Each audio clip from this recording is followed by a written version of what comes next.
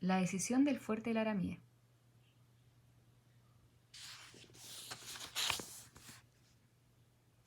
Prólogo.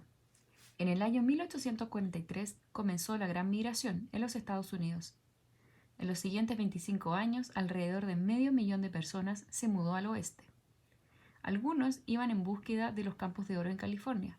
Otros se dirigían a Utah en pos de la libertad de religión.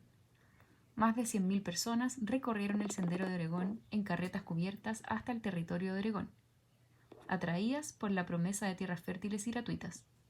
La mayoría de los emigrantes del Sendero de Oregón recorrió a pie el sendero completo, más de 2.000 millas.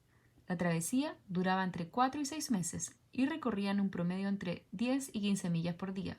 Cruzaron ríos profundos, vastas llanuras y escalaron altas montañas. Sufrieron las inclemencias de lluvias torrenciales, intensas nevadas y el agobio del calor. Además, tuvieron que batallar contra distintas enfermedades y fueron víctimas de accidentes. El peor asesino del sendero fue el cólera, una enfermedad causada por una bacteria que se encuentra en el agua sucia. Pero, a pesar de las adversidades, la promesa de una vida mejor en el oeste era razón suficiente para continuar el viaje. Este es un relato de ficción acerca de una familia que, en el año 1851, recorrió el sendero de Oregón para llegar al oeste.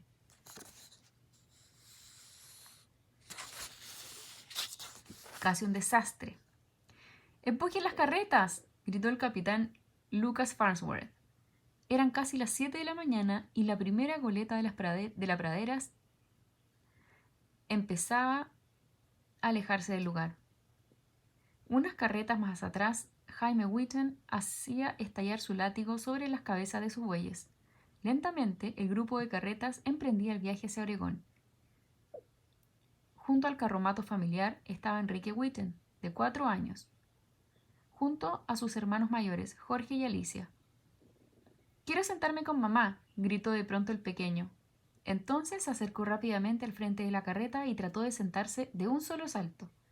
«¡Enrique, detente!», gritó Alicia, pero ya era demasiado tarde. Se oyó un grito. Enrique había fallado en el intento y había caído directamente donde pasarían las ruedas de la goleta de la pradera.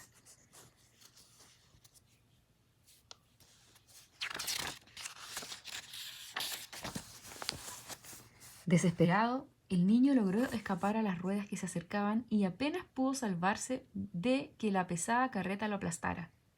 Alicia lo agarró y lo levantó, tomándolo por los pies. «¡Pudiste haberte matado!», le dijo Alicia furiosa. Al escuchar el tono de la niña, Oli, el perro de la familia, comenzó a ladrar. Ya a salvo, Enrique no podía dejar de temblar. «Yo solo quería ver a mamá», decía el niño llorando. «Sabes que mamá no está bien», le dijo Jorge. «Deja que descanse dentro de la carreta junto a la pequeña Emma». El señor Whitten quiso asegurarse de que Enrique estuviera bien, y con mucha seriedad le dijo al pequeño: «Agradece tu salvación». Y luego le dijo a la niña: «Debes cuidar mejor a tu hermano». Alicia se mordió el labio para no faltarle el respeto a su padre. La imprudencia de Enrique no era su culpa. Desde que su madre se había enfermado, sus responsabilidades se habían multiplicado. Además de las tareas que usualmente hacía, ahora tenía que cocinar, limpiar y cuidar de sus hermanos. Se trataba de una carga muy pesada, y eso que aún no habían recorrido ni un tercio del sendero.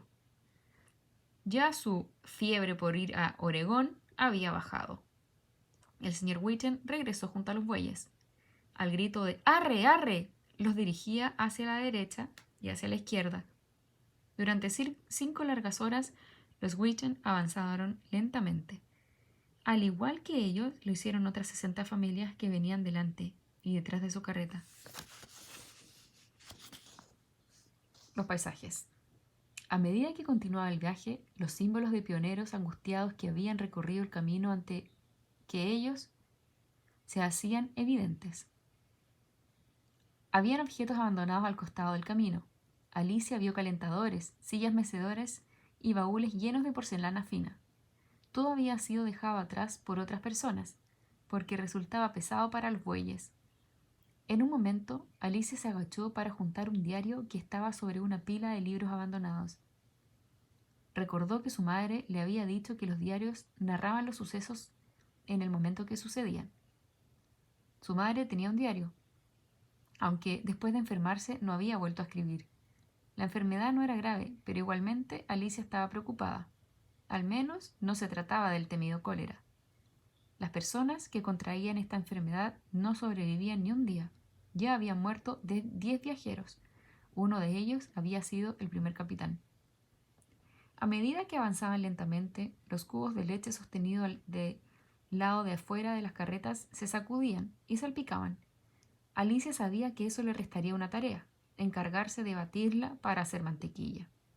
Con tanto movimiento para la parada nocturna, la leche se habría convertido por sí sola en grandes trozos de mantequilla. Hacía calor y la niña estaba incómoda con las ropas que traía puestas.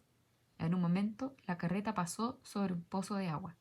El líquido se filtraba y brotaba hacia la superficie, pero había advertencias escritas en huesos desgastados por el sol que estaban al costado del camino. Agua venenosa, no la beban. Ya habían muerto muchos bueyes después de ingerir el agua salobre que se encontraba en pozos como este. Entonces, los emigrantes se avisaban unos a otros a través de este sistema de telégrafos camineros.